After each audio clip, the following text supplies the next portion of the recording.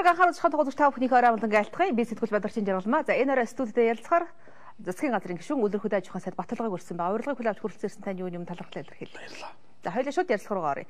Зарим нэг улсын хурлын гишүүдтэй ярилцж байхад засгийн газрын үйл ажиллагааны дүгнэлттэй байхдаа Үлдэр хөдөө аж ахуйн салбарт өсөлт ажиглагдахгүй байна гэсэн тайлбарыг өгч байна. Та салбар хэрэгжсэн сайдын хувьд ямар тайлбар хэлэх вэ?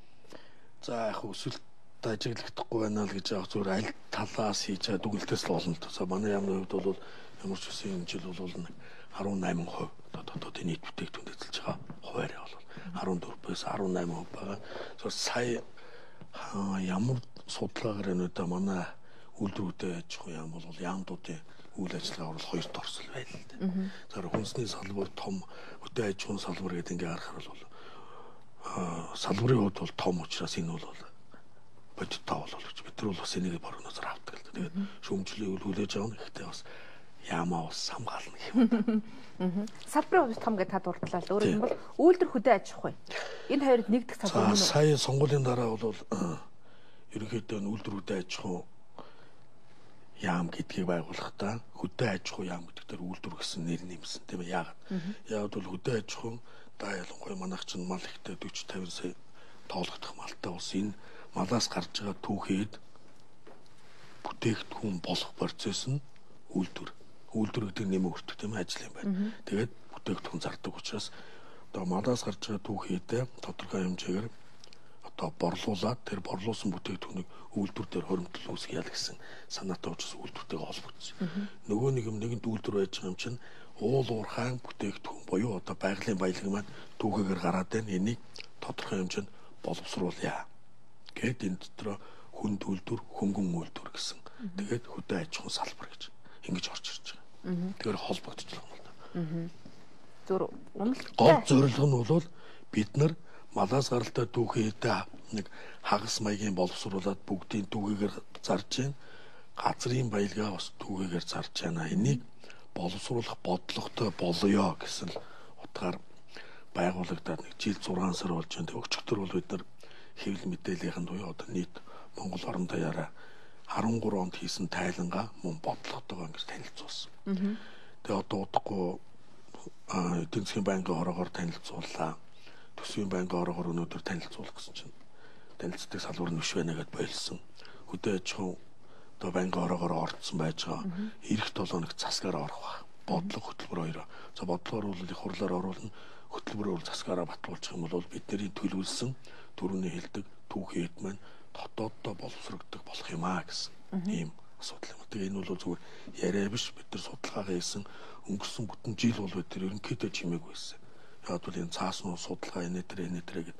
Тэгээ одоо бол гарт баригдах юмтай болцсон ихний ажил явц. Тэгээд энийг бол яам хийхгүй, яам бол бодлогын бичиг баримт эргэцүүн орчин бүрдүүлнэ, тийм ээ. Тодорхой хэмжээгээр үйлдвэрүүдээр орсон санхүүжилтийг хийнэ гэдгээрээ бол дандаа хувийнхан илүү арах юм байна. Хувийн салбарууд. Тасаа бодлого өчтөр боловсрууллаа гэж ярьлаа л да. Сайн өчтөр зарлалаа. Зарлалаа тийм ээ. Энэ жил энэ дээр сууж байгаа юм. Их хурлаар хилцээд 100 мянган тонн улаанбуудаа импорт оруулж ирнэ гэдэг асуудал үүснээс болоод нэгэд улс төр тусны тийм бужигнаа үүсэх шиг боллоо. Улс төрийн тоглолтууд нэлээд явагдлаа. Үнэхээр одоо бодлого нь одоо тодорхой бус байснаас ийм байдалд хүрчүү явж ирсэн нөгөө ахрын 3 дугаар ээж нь ерөөсөө л бодлого маань өнөөдөр яаж яах бид нар бол энэ сонгуультайгаа холбоотой юм уу яа тий ерөнхийдөө 4 жилээр бодлого явдаг. Би шүмжлэх гэдэг нь урдны засагт нь байсан тийм ээ. Одоо энэ засагт орлоо. 4 жилээр сонгуул явдаг. 4 жилийн сонгуулийн одоо ямар нам нь ялснаас болоод тэр намын үйл ажиллагаа тэр намын ерөнхий сайд гэдэг юм тэр дарга нарын үзмжээр 4 жилийн бодлого бол улсад зохихгүй нэлэх гэдэг байна. За Атрын 3 дугаар аян бол үндсэндээ тухайн унтсан байсан салбарыг бол одоо хөл дээр нь бос ихний алхам. Энийний дараа хөтөлбөр чинь үргэлжилнэ тийм ээ. Үргэлжлэхийн тулд одоо 4 жил биш 10 жил, 15 жил, 20 жилээр энэ салбарын бодлогыг яаж оруулах вэ гэдэг юм дээр л орж ирж байгаа юм. За 100 мянга бол үндсэндээ бол нөөцлж орж ирж байгаамаа.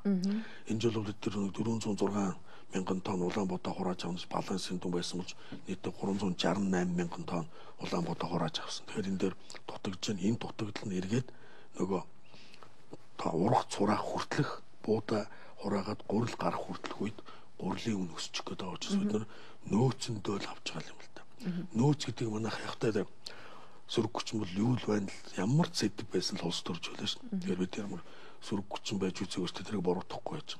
Тэгээ энэ нь бол өнөөдөртөө нэг төр зур бид нар нөөцөндөө авъя гурилын үнийг барья л гэсэн. Бохомдлыг л түрүүн чараад хийж урд нь бид нар авч л байсан баг. Дотоодын үйлдвэрлэгчтэй яаж харьцах одоогийн цаг мөчид? Юунд дээр гурилын үйлдвэр дээр. Гурилын үйлдвэрлэлээ. Гурилын үйлдвэрүүд энэ будааг оруулж ирэх. Зүгээр л нөөд гайлын чөлөөлж өгөөд буудаага нэгэнд нөөд гайлаас чөлөөлүүлсэн бол гурилын үн хямдруулах тийм л бодлого баг. Тариаланч таажих уу? Тариаланч ч одоо тариагаа бүгд гурилын үд авцсан. Дараагийн тариагаа л хүлээж байгаа. Энэ хоёрын хооронд зайн дээр байгаа гурилын үнийн өсөлтийг л ярьж байгаа. Хөдөө аж ахуйн талаарх бодлого тодорхой боллоо гэлээ шүү дээ, тийм ээ. Ер нь яг юуг тусах вэ? Та дөрөв дурдад өнгөрсөн 4 жил гэдэг бол улс төшөө засгийн газар нэг хонцын сэтгэлээр хандах, өөрөөсөө ашигтай ажиллах энэ боломжийг олгоод байна. Тэгвэл та доктортой байхад хөдөө аж ахуйн бодлого боловсруулах чадвар. За ер нь бол энэ хөдөө аж ахуйн салбар бол бидэрт шинэ юм биш тийм ээ. Одоо сансар нэсэх гэж яаж гэдэг юм уу, нано технологи гэдэг юм уу, одоо гар утас муц гэдэг салбар биш. Энэ бол бидний 5-6 мянган жил уламжилж ирсэн бэлчээрийн мал аж ахуйгаа өнөөдөр 21-р зуунд яаж авч явах юм бэ? Малчин хүн гэж одоо 146, 147, бараг 150 мянга төгрөг өрх айлыг бид нар яаж орлогожуулаад энэ өнөөдөр дэлхий дээр ганцхан үлдсэн нүүдэлчин гэдэг одоо нэг бидний нэг имиж гэдэг юм уу юу гэдэг нэг Монгол улсын нэг оршин тогтноод байгаа нэг нөхцөл биш.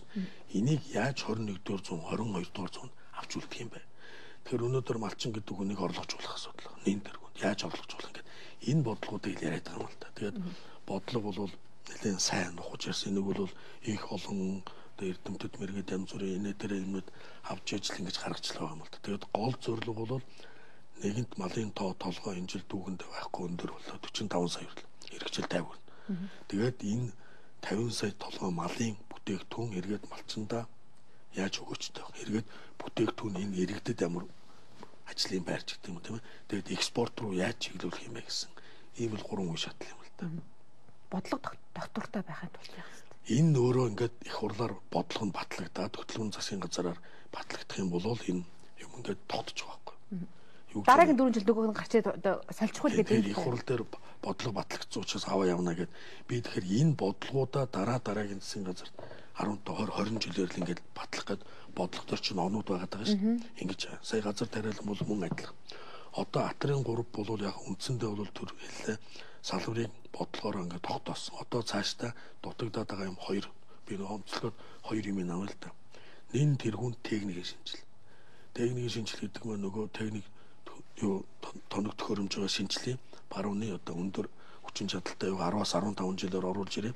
Эргээд тариаланчид тэр хооронд нөгөө хөнгөлөлтөй нөхцөлтэй чинь буудаагаараа тэр тоног төхөөрөмжөд төлөө яваад байгаа гэдэг ч юм. Тэгээ хамгийн одоо бас нэг гоцрогдсон юм бол энэ одоо манай газрын шим. Энэ шимийг бол үндсэндээ бол бордоо гэдэг юмар одоо сэргээе. За мөн үрийн асуудал гэх. Тэний чинь би яриад байгаа юм биш л дээ. Энэ чинь нөгөө тариаланчтайгаа нийлээд хурал цуглаан янз бүр гээд тэднээс гарсан саналыг яам аваад бодлого болгоод засгийн газар их хурлаар л оруулж байгаа. Газар тариалан хэрэглэгчдээ дэмжихгүй байгаа болохоор тариаланчид маань ашигтай хөлбөр өөрөөр хэлбэл 450 байх уу 850 байх уу гэд тийм ээ энэ Улаанбуудаа үнээс шалтгаалаад рапс тариалаад байна л гэдэг байгаа шүү дээ. Энэ бүхэнд ч гэсэн тодорхой. Тийм рапс дээр бол бас тас хорж болохгүй л дээ. Яг зүгээр газрынхаа тэр нөхцөлтэй холбоотой өнжүүлж тарьдаг ч юм уу тийм ээ. Жишээ нь юу гэдэг Батбулаг тариаланч байж Улаанбуудаа тарих Улаанбуудаа өөрөө ашиггүй байлаа гэхэд нөгөө би бол одоо ашигтай салбар руу ороод рапс тарих тийм ээ. Рапс ч өөр үнэтэй экспортод гарч байгаа. Зүгээр одоо тариаллын талбайны хувийг л одоо тогтоож 20-оос итгэхгүй шүү. Одоо 100% гэж бодоод тийм ээ тариаллын талбай 80% нь Улаанбуудаагаа тэр 20% нь рапсаа тарьж гэдэг юм. Тэгээ нь бол яг тариаланчтай байж айл бүсийг рапс тарих юм байж гэдэг юм. Ийм л одоо нөхцлүүдийг л бид нар тусгаж байгаа л да. Тариаланчтай ярилцж үзсэн л дээ. Өөрөөр хэлэх юм бол тариаланчдыг бэлтгэх шаардлагатай байна. Энд бодлого бус хэрэгтэй байна гэдэг зүйл ярьж ирсэн. За мэргэжлийн сургалтын төвч гэдэг юм одоо нэгэн тариалангийн одоо салбар байна нэгд хувийн болцсон тийм ээ. Энэ яаж нэхээр ургац хураалдаг маш богино хугацаанд маш хэмжээний одоо хөдөлмөрөөр маш хурдтай хугацаа орохгүй нөгөө цаг уурын цас бороо гэдэг янз бүрийн байдаг учраас тэр хүм хүчний асуудал нэлээд шаарддаг. Тариаланчдаас гадна бас нөгөө нэг хүнсний ногоочд. Тэгэхээр иймэрхүү зүйлүүд бол байнга л одоо болж байдаг.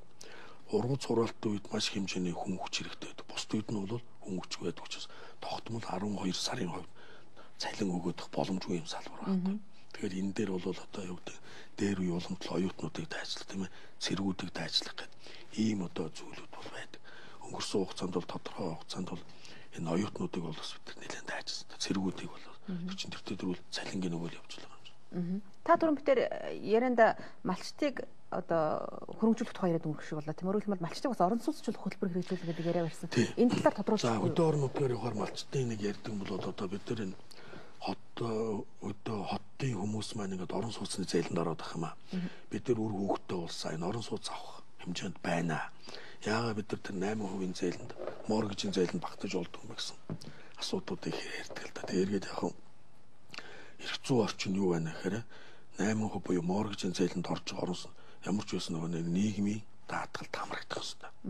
Нийгмийн даатгал гэдэг нь бас нийгэмтэйгээ харьцаа. Тэгэхээр нийгмийн даатгалд харьцахын тулд одоо тодорхой хэмжээнд хоршоологчдод хэлсэх тийм хоршоологчдод нийгмийн даатгалд одоо татвар төлөөд ингээд хоршоолоод өөрийнхөө бүтээгдэхүүний өртгийг багасгаад ирэх юм бол малчтыг бол моргежийн зээлэнд орон сууцны зээлэнд хамруулах юм боломж байгаа юм л да. Тэгэхээр энийг бид нэр өнөөдөр яагаад яриад байна гэхээр зарим хүмүүс малчд орон сууцаар ярих яах гэдэг гэсэн ийм сөрөг юм ярьдаг. Энэ бол нөгөө бодлогынхаа тайлбарыг ойлгоогоос болоод. Тэгэхээр юу гэж яана гэхээр өнөөдөр сумын төв Монгол улс чинь маш том газар нутагтай 21 аймаг 330 сумтай. Суман дээр очиход сум болгон дээр хашаа байдаг. Хашаан дотор нэг байшин байдаг. Тэгээд нэг юм хоёр гэр байдаг тийм. Тэр байшингийн л бид нар нөгөө хүүтэн халуун устай нь холбоод цахилгаантай нь холбоод өгөөл гэж. Тэгээ энийг бол Баянгор аймгийн 2 сумаас эхэлж байгаа. Бууцгаан, Баянлаг гэж 2 сум бас. Тэгэх юм бол одоо нэг хотын хаусанд байдаг шиг сумд өдөр хаустай болох тийм технологийн шинжилгүүдийг хийж байгаа. Тэгээ энэ бол одоо яриа биш өнгөрсөн жилээс 5 сарын сүүлээс эхэлсэн энэ 3 сард өдөр ашиглалтанд өгч байгаа. Тэгээд 2 сумынхаа төлөвлөлтийг шинээр хийгээд эхэлсэн. Ийм л юм байна. За аймгийн төвд ягаад малчин хүн өнөөдөр нэг өрөө байртай байж болдгоо юм тийм ээ. Тэгэхээр яах гэж байгаа юм. Гэхдээ малчин хүнээс чинь хүүхд тард юм байна шүү дээ. Хүүхд нь сургуульд явд юм байгаа шүү дээ тийм ээ. Аймгийн төв дээр очиод тэр нэг өрөөнд нь хүүхдүүд нь сургуультай сургалтай. Дотор байргаа зовлонттой юм байгаад байхгүй шүү дээ. За Улаанбаатар хотод зөндөө малчтын хүүхдүүд сурч нэг өрөө байртай бол нөгөө дотор байрны хомсдлуудад нөлөөтэй л байхгүй гэсэн ийм үндслээр энэ асуудлуудыг гаргаж ирсэн. Тэгэхээр малчин хүнд нэг энийг хийхэд тулд яах ёстой түрүүн дээр нийгмийн даатгал ярил тийм. Малаас гаралтай түүхийд нь маш хурдтай хэрэгэлттэйгээр борлогддог байна. Энэ хөдөө аж ахуйн бирж. За өнгөрсөн 4 сард бид хөдөө аж ахуйн биржийг анх эхлүүлсэн. Нийтдээ 13 оны 12 сард 403 тэрбум төгрөгийн борлуулалт хийсэн байж. Зүгээр эхэлж байгаа шүү дээ. Одоо ингээ харахад бол хөдөө аж ахуйн бирж малчин хоршоо хөдөө аж ахуйн бирж тэгээд үйлдвэр. За үйлдвэр бол өнөөдөр манай энэ арьс шир ноос ноолуурын түүхий эдэн үйлдвэрүүд бас арьс ширний үйлдвэр бол технологийн хувьд бол нэлээд гоцрогдсон. Мөн энэ салбар л ерөөсөө төрөөс харж байгаагүй. Өнөөдөр нөгөө хууч арьс ширний кабинет гэлээд энэ тал одоо нөгөө бохироо туул руу хийгээл ингээл байж байгаа. Тэгэхээр энэ засгийн газараас бол анх удаага энэ арьс ширний салбар руу бол бодлого гаргасан. Мөнгө өгөөд эхэлсэн. Тэгээд дараханд бол төвлөрүүлье гэж.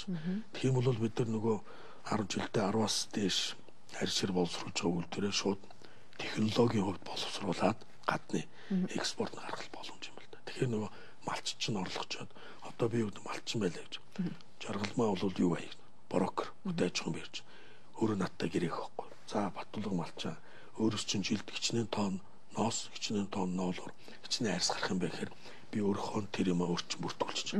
Тэгэхээр бид хоёрын хооронд худалдааны гэрээ хийж байгаа. Энэ худалдааны гэрээгээ бид нэр орон сууцны компанид баталгаа олгож өгч болж байгаа. Одоо малчин юун дээр ундаг гэхээр банкны баталгаан дээр ч гэдэг. Энэ юмнууд явж байгаа. Тэгээд удахгүй бид нар бас энийг хэвлэл мэдээлэлээр бас дараагаад зарлаад явна л гэж бодсон. Малчид маань уучлаарай тий. Би бас одоо өөрөөр хэлбэл барьцах гэдэг юм л да тийм. Малчид малтай. Надад нэг ч хонь нэг ч хуц ухна байхгүй. А гэтэл юу ч юм малчид ч нөгөө хөрөнгөтэй малаа борлуулах сонирхолгүй болчихсон учраас бид үнэтэй мах идэв шүү. Тэгвэл энэ үнийг яаж зохицуулах юм? Тийм. Тэгэхээр манайхан бол ингэж яваад байхгүй. Малчид малаа борлуулах юутай байна багасаад байна гэх тийм. Энэ бол идэвхжүүлэх ажил бид нар хийх л ёстой юм. Өнөөдөр би нэг жишээ хэлье л да. Өнөөдөр мал маллаад сая доллартай болсон хүмүүс байна. Энэ бол хөдөлмөр мөн үү? Тэгэхээр юу гэж нэхэрэ одоо тэр хүн эргээд энэ их орлоготой болсон чинь эргээд тэр бүтээгдэхүүнээ борлуулах тийм сонирхлыг бид нар төрүүлж өгье. Тийм учраас малчтыг бид нар бизнесмен гэдэг нэр одоо өгөөд ирсэн ш. Та нар бол бизнесийн хүмүүс ээ. Өнөөдөр мал гэдэг бол та нарын эргэлтийн хөрөнгө шүү. Битгий та нар энийг хөрөнгө гэдэг ингээд дараад байна тийм ээ. Хөрөнгө гэдэг чинь түрүүний хэлдэг үндсэн хөрөнгө. Өвлүүлж болдог тийм ээ. Тэгэхээр мал гэдэг бол хөдөлгөөнтэй энэ бол эргэлтийн хөрөнгө учраас тэр сэтгүүд нь өөрчлөлт оруулъя гэдэг юм л да. Ийм тохиолдолд бол нэр эргэлтийн хөрөнгө чинь аль болох тодорхой хэмжээгээр чанартай, өгөөжтэй болъё гэдэг төрөөс авж байгаа халамжууд тэр ноосны урамшуул, аль ширний урамшуул гэдгийг авахтаа малчин хүн тэр малаа вакцинжуулах тийм ээ. Хариуцлага тооцох гэдэг шүү дээ. Өөрөө вакцинжуулах бид нар махыг чинь авахгүй, харьцыг чинь авахгүй гэдэг. Ийм холбоо сүлбөөсөр л одоо хоршиж ажиллая гэдэг юм л да. За хот суурин газруудын хувьд бол махан дээр бол бид нар бусдын жишгийг дагах зур аргагүй. Яг бол манай бэлчээрийн мал чинь жилд нэг удаа төлөлдөг. Жилд нэг удаа нядалгаа хийдэг ийм хавар турдаг. Хавар нядалгаа хийдэг учраас махны хомсдол үүсдэг. Тэгэхээр нөгөө нэг хотыг тойрсон одоо 50-аас 150 км-ийн радиус дотор мах сүүний чиглэлийн үхэр гэдэг ийм одоо хөтөлбөр гэдэг явуулаад ихсэн л дээ. Тэгэх юм бол одоо юу гэдэг 6 сартай 7 сартай энэ махны чиглэлийн төлөлнүүдийг одоо шууд одоо махны нийлүүлдэг ийм л юм байл. Хот суурин газрууд бол. Эрчимсэн мал аж ахуйн энэ ч л байхгүй. Хот суурин газруудад түрүүний хэлдгээр эрчимсэн мал аж ахуй гэдэг байгаа уу одоо бусад орны туршлагыг авъя. Гэхдээ учиртай авъя. Шууд одоо Францаас үхэр авчираад ингээд тэгэхээр нөгөө цаг уур цаашаа хоолт хичээлгээд нөгөө нэг эрсдэл өндөртэй учраас энэ дундаас бэлчээрийн мал дундаас эрчимсэн мал дотроос ус энэ одоо малын одоо үйлдэл гаргаж авъя гэсэн ийм чиглэл дээр бол ажиллаж байгаа. Жижиг дунд үйлдвэрлэлийг дэмжих үүднээс засгийн газраас нийт эрчимтэй үйл ажиллагаа зохион байгуулсан. Үйлдвэрлэлийг дэмжих санч гэдэг юм уу, зээл тусламж маш ихээр олгогдсон л доо. Гэтэл тэр бүхний зарцуул үр ашиггүй байна ч гэдэг юм уу, ийм асуудал ихээр яригддаг. Яг энэ дээр хяналт тавих боломж болж байгаа. За жижиг дунд үйлдвэрлэл сүүлийн одоо үед бол манай төр засгаас нэлээд ажлууд явагдсан. Тодорхой хэмжээний мөнгө гарсан, тодорхой хэмжээний аж ахуйнууд авсан л та. За үр дүн бол шууд утгаараа бас нэгдэг. Тэр нь бол нэлээд удаан хугацаанд нөхөх юм шиг. Бидний саяын тэр судалгаагаар бол ерөөсөө Монгол улсын хөгжлөж эхлээд арга яс харъя. Арга яс гэж байна. Тэгэхээр манай орны онцлог биш газар нутаг том байна. Далаад гарцгүй байна. Нөгөө бэлчээрийн малтай юм тархаа бодроо яах вэ? Дэд үтц. Дэд үтц гэж ерөөс хоёр. Авто зам, төмөр зам хоёр. Авто зам, төмөр зам хоёроор Улаанбаатарт буюу зах зээлтэйгээ нийлүүлээд ирэх юм бол бүтээгдэхүүнийг хямдруулах хурдтай тээвэрлэх боломж өртөж байна. Энийний дараа хөгжил яригдана. Тэгээ төмөр замын бодлогыг 10 онд баталсан боловч харамсалтай нь энийг ойлгодог ерөнхий сайдууд гараагүй. Засаг гараагүй. Тэгэл нөгөө нэг 4 жилийнхаа циклд 3 жилд нь ажилтдаг сонгуулийн үржил бол юу ч хийхгүй. Хайхаа гэдэг ч юм. Тэгэхээр энийг бол бид нар эвдэх хэрэгтэй юм шиг л зөвхөн би тэгж л ажилласан. Тэгэхээр юу гэх гэдэг нь жижиг дунд үйлдвэр гэдэг яаж хөгжих юм бэ гэхээр дөрөвний хэлдэг дэд үтсээс том үйлдвэрүүд дөрөвний хэлдэг тийм ээ. Том үйлдвэрүүд ялангуяа хүнд үйлдвэрүүд гараад ирэх юм бол тэрнээс гарсан түүхийн эдийг дагсан салбар жижиг үйлдвэрүүд өөрсдөө гараад ирж байгаа юм. Одоо бид нар жижиг дунд үйлдвэр гэж яриад хөдөө ингээд тараад эргээд ирээний бараг үнийн өртгийн хувьд бол дийлэхгүй байна. Тэгэхээр яах ёстой вэ гэхээр том үйлдвэрүүдэд бариад арга эс рүүгээ орох юм бол тэндээс гарч байгаа хаягдал түүхийн эдүүдээр өс. Одоо 200-аа тийм үйлдвэрийг тийм судалгаа гарсан л да. Ялангуяа химийн үйлдвэр бол одоо босоод ирэх тийм боломжтой. За баярлалаа их үзэгчдээ би өнөөдөр үйлдвэр хөдөө аж ахуйн сайд Баттулгатай ярилцж байна. Ярилцлагын дөрмийн дараа үргэлжлүүлье. За үнэхээр гадуур хэвлэлийнхний яриад байгаа Баттулга сайд ерөнхий сайдад санаархаж үйлдвэржилтийн хэмжээ засгийн газрыг байгуулах гэж байгаа юм үгүй юу? Хэд дөрмийн дараа өөрөөс нь лавлаа.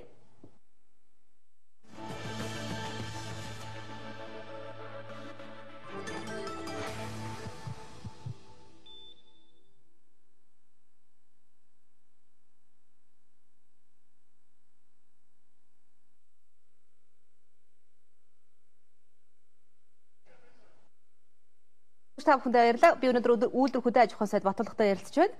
За үнэхээр одоо хэвлэлийнхэн одоо найруулж үзүүлж байгаа графикийг ихээхэн анхаарч үзэж байна л да. Баттулга алтан хойгийг цэвэр тавих гэж байна. Нэлээ бултаж тухтрах механик чинь гэдэг юм. Янз бүрийн тайлбар хэлж байна. Яагаад ийм зүйл яригдах болов? Би яаж вэ? Ерөнхийдөө бол сая тэр би тэр жиргэн дээрээс таарсан л да. Нэг юм явж байгаа. Урд шин үлээ юу? Уржигдэр шин. Уржигдэр шин хүмүүс над руу уцтаад 25 юм яриад байна. Тэгээ би тэр 25-ыг залуу байсан. Тэр над руу мессеж хийгээд дулгахаа таны тухай нэг юм хийсэн шүү. Үгүй чи асуухгүй ягаа хийж байгаа. Хэн блэ нэр нь? Уран тогтох. Уран тогтох нэг шар залуу байл. Тэгээ би ордон тус таалд чи ягаад ийм хийж байгаа гэсэн энийг хэлээ. Зөв зөрүү дээр нэг сенсацны маягийн юм бол хийсэн юм шиг. дөөс дээр засгаа байгуулаад, кабинетаа байгуулаад тэгээ явж яадаг. Зүгээр мөнгөний хардталтын сэдв байх. Үндэслэлтэй байх магадлалтай. Өөрөөр хэлэх юм бол ардчилсан нам дотор 2 фракц байгаа. Түүний нэгийг толгойлогч нь та. За олон фракц байгаа. Олон фракц. Хүчтэй фракцын тийм ээ нэгдийнх нь толгойлогч. Одоо бол хамгийн хүчгүй фракц болсон. Яагаад? Ганцаардаад. Яагаад ганцаардаж? Яг та одоо ингээл салбарын бодлого нь том байна. Ингээл юм явуулах гэж бүгд юм дээр бол одоо нөгөө дэмжлэг их бага аваад байгаа учраас би бол хүчгүй фракц болчихжээ л гэж бодож байгаа. Та түр ярианд дурсан шүү дээ. 2010 онд төрөөс төмөр замын салбарт баримтлах бодлого боловсруулагдсан боловч өнөөдөр хүртэл хийх тийм тэнхэлтэй ерөнхий сайд гарахгүй байна гэж. Тийм засагч гарахгүй юм байна. Их хурл дээрэж мэдж байгаа. Та засгийн газарт байгаа шүү дээ. Тэгээ энэ бол би жишээ нь одоо өнөөдөр зам тээврээс. Гэтэ ажил нь бол явж байгаа л. Гэтэ тодорхой хэмжээр энийг засаг тэр чигээрэл дэмжих ёстой байна. Ганц үг сайд чинь танаа хүн биш юм уу? Гэхдээ манай фракцаар явдаг. Гэтэ ажил нь бол явж байгаа. Зөвхөн би юу гэдэг нь нэхэрэ өнөөдөр цагаан сарын лангуу, ногооны лангуу, нөгөө ургацын баяр төмөр замын хандлага тэнцээд байна л гэх гээд байгаа байхгүй. Би зүгээр юу гэж нэхэр том өдөртөгч бусад орнуудыг харахад бол далаад гарч урмал бүх аймагуудыг холбосон автозам, төмөр зам 2 литр дээд зэргийн нэн тэргүүний асуудал юм ба. Яг бол аймагуудад маш их хэмжээний түүхийдүүд газрын баялагууд гарч байна. Энэ бүгд машинаар урагшаад хэвлэж байна. Энэ нэг төмөр замтай байх юм бол бүгд төмөр замаараа тэвлээ сайн шандад боловсруулагдъя гэдэг. Төрүүлээд энийг хараасаа л гэж байгаа байхгүй. Сайн шандын ажилтрын парк. Тийм. Чимээгүй л байгаа даа. Гэхдээ чимээгүй шинтэрч би түрүүр маш том 2 үйлдвэргээд энэ бодлого юм бол гарцаа. Харин тэгээд ажил хийгдэхгүй ш. Ажил хийгдэж байгаа зүгээр харамсалтай нөгөө энэлүү чиглэж байгаа бодлого нь засаг дээр дэмжигдэхгүй байна л гэж байна. Одоо яах ёстой юм бэ? Төрөний засаг дээр дэмжигдсэнгүү тэр нь үл яг нөгөө Батуулд гээд нэг хөлбийсэн ерөнхий сайд нь нөгөө 5 толгой товцоо эзэмшигдэх ч юм уу тийм байсан баг. Тэгээ төмөр замын юмыг явуулаагүй. Ямар сайндаа би чинь замарсан эхлүүлээд тэгээд нэг баахан их орн орноор нөхөргөж жоод эхэлсэн чинь тэрэн дараа шүүмжд орж байгаа. Тэгээ нэг бол нэгэнд хоёлоо ярьж байгаа юм чинь ярьсан л дээр баг л та. Тэгэхгүй бол одоо ингээл нэг тэгээд цагаан сарын одоо модон морин жилийн одоо ингээл энэ бол тэтгэл рүү хийгдсэн ажил юм. Өнөөдөр Монгол улсын хөгжил бол нэн тэргүүн дэд үтц. Бүх аймагуд дэд үтцээр холбогдож худалдаачинч, одоо баячин, хувьсгалчинч, баячин. Тэгэхээр энэ лүү одоо анхаардаг тийм л одоо юу гэх юм бэ одоо тийм. Засаг төр хэрэгтэй байна. Одоо бол мөрөгдөл байгаа л та тэгэл. Дөрөвний дээр үнэн хүн болох засаг масаг тэр миний ингээс энэ бол төрөний 25 хүүхдэд ярилцлаа. Энэ бол би тийм гомоо юм хийхгүй. Зүгээр давхар дээлтэй холбоотойгоор л гэж бодсон баг. Тийм хүн болгон дэд бүс хэрэгтэй гэж яриад байлаа. Хийх ёстой байхгүй. Харин тэгээд хийхгүй байгаа нь юу байгаа юм? Гэхдээ одоо бол төмөр замын ажил бол графикын дагуу явж байгаа. За. Зүгээр их л хэмжээний мөнгө хэрэгтэй л байхгүй. Давхар дээлийн асуудал таних. Та давхар дээлтэй халууцж байна уу? Халууцтай. Энэ бол Монгол улсын ерөнхийлөгч Илбэг Доржийн хийсэн хуулиар санаачилсан хууль юм байна. Хуулийн төсөл юм байна. Илбэг Дорж бол 2 удаа ерөнхий сайд байсан. 2 дахь удаа сая ерөнхийлөгчөөр сонгогдлоо. Тэгэхээр бол хууль санаачлагтай тодорхой бодлогоор санаачилсан байна. Тийм ээ. Тэгэхээр энэ хууль өнөөдөр хилцэгдэж явж байгаа. Хууль хилцэгдэж явж байгаа дээр өнөөдөр хүмүүс маш буруу ойлголттой. Энэ хууль хэрэгжих юм бол засаг огцорно. Энэ чинь хууль хэрэгжиж байгаа л болохоос засаг огцорч байгаа юм биш үү? За миний хувьд бол юу гэж нэхэр бодсон сансан юм хэрэгжүүлмээр. Зүгээр хууль батлагдчих юм бол нэгэнд яаж ч өрлөд нэмэргүй ш. Нөгөө юу гэдэг вэ? Хоёр их нэртэй хууль батлагдвал яах вэ гэж хуулиар дагдаг багтаа гэдэг шиг л. Тэгээ хуулиар дагсан ч хууль байхгүй. Он гараад Баттулга ерөнхий сайдыг тогтраад унгаад Тэвэ засгийн газар толгойлгоно гэдэг яриа маш эрчимтэй явсан л да. Тэр бүрхэн орох худлаа гэсэн үг. Яагаад ийм яриа гаргаад? Энэ сонгуулиас өмнө одоо саяны сонгуулиас өмнө яригдчихсэн юм шүү. Тэгэл яригдаад яг зүгээр үзэл бодлоо. Танд тийм бодол байна уу? Ерөнхий сайд болчвол би. Би болол юу гэж нэхэр Монгол улсын дэд үтц энэ аж үйлдвэрийн салбар, хөдөө аж ахуйн салбарыг босох бодолтой. Ерөөс. Яг бол энийг би өөрөө харцсан байна. Яг энэ би урд нь бизнес хийжсэн. Надад туршлага байна тийм ээ. Урд нь сайд хийжсэн. Зам тээврийн барилга одооголтын яамны сайд багтаа би өөрийнхөө хүмүүстэй хамтаар авто замын бодлого, төмөр замын бодлого, хөдөө орон нутгийн орон сууцны бодлого сая энэ төр сум ярьлаа тийм ээ. Аймагуудын орон сууцны дагуул хотуудын 100 мянга гэдэг ингээд бүгдийг л батлуулсан ухаантай шүү дээ. Бүх одоо энэ яамн дээр ирээд сая ярьлаа. Газар тариалангийн бодлого, мал аж ахуйн бодлого, биержийн бодлого, хүнд аж үйлдвэр, хөнгөн үйлдвэрийн бодлого эдгээр бүгдийг л гаргачлаа л да. Нэг жил гаруй чимээгүй байсан. Ерөөсөө цаасар бол орсон. Их хурлын гишүүн засгийн газрын гишүүн байх нь ашигтай байна уу? Хувь хүний хувьд асуугаагүй шүү. Бодлогын хувьд те бодлого. За бодлогын хувьд бол яг хөө зүгээр юунуудаа дэмжигдээд явах юм бол яг бол их хурлын гишүүн байгаа засгийн газрын гишүүд хариуцлагатай болчихно. Нөгөө нэг талдаа асуудал юу гэхээр нөгөө хоёр тал руу гүйдэг. Тэгээ нөгөө их хурл дээрээ суух гээд их хурл дээр ч нөгөө 9 цагаас хурл эхлэнэ гээд 10 өнгөрдөг. Тэр хооронд хайрын цаг л байгаа юм бол нэг тийм л нэг юм байгаа. Хойлоо даана. За баярлалаа. Тэгэхээр та тэр ярилцлага өндөрлж байна л да. Ярилцлагын төгсөл би одоо цагаан сар асуух гэсэн чи бас иччлээ гэнт танаас те. Өөр юу хийхээр төлөвлөж чинь товчхон хэл те. Би асуулгүй өнгөрсөн байж байгаа зүгээр салбарынхаа хувьд. За энэ өөрөг том салбар та ялангуяа цагаан сар руу их ханддаг тийм ээ. Нийт одоо цагаан сар тэмдэглэж байгаа монголчуудаа хэрэгжилдээ бас төр засгаасаа хэм та харж байгаа тийм. Одоо энэ найд хүргэл биелүүлэнтэй л гэсэн юм бодолтой байна л да. Та ялангуяа үйлдвэр хөдөө аж ахуйн яамнаас гаргаж байгаа бодлогыг малчт маань их тийм харж хүлээж авч дэмжээрэй л гэж төвсөн. Би одоо айгүй их хоржиг асуултыг асуугаа. Өөрөөр хэлбэл та үйлдвэр хөдөө аж ахуйн яамны сайд за улс орны хөгжил гэсэн их анхаарал сэтгэл тавьж байгаа хүний хувьд яг энэ цагаан сараа хүний гар дээр тавих хөлөндөө Монгол билег сонгосон уу? За яг үндсэндээ бол нэг бэлэг сайн сонгож чадаагүй л байна л да зүгээр. Мөнгө хамаагүй амар гэдэг. Юу багтаа тэгээ дараа нь ийм юм өгөөд тахтай яа тийм тэгээд тахтай яа тийхгүй амар. Одоо банкн дээр шинэ мөнгө сольдог бүр амар болсон. Мөнгө ягаал тэгээ нэг гэл. За ярдэх үзэгчдээ миний өнөөдрийн зочиг үйлдвэр хөдөө аж ахуйн сайд Баттулга байлаа. За Монгол улсын төрөөс одоо үйлдвэр хөдөө аж ахуйн салбарт баримтлах бодлогыг одоо танилцуулж байгаа нь хөдөө аж ахуйн салбарт цаашдаа ямар дэмжлэг үйл ажиллагаа хэрэгтэй вэ гэдэгт нь тодорхой болсон. За мөн энэ бүхэн бас цаашдаа ямар нэгэн одоо намын тийм ээ намчрахж өөрчлөгдөх бус үнэхээр хөгжил төлөв хүрсэн тийм үйл ажиллагаа байгаасаа. Тийм тэгээд одоо 4 жилээр ингэж явдаг юм а бид нар энэ намууд бүгдээрээ нийлээ тохирмоор байгаа. Юуг одоо 20 жил хийн тийм ээ? Юуг 30 жил хийн? Юуг 1 жил хийн? Гэт ийм юм одоо тохирдог байхгүй бол 4 жил гэдэг чинь анд найз нар нь тархлах тийм ээ? Хамаатан садан амжиж хувааж ийм юм руу ороод байна гэсэн имийг л одоо.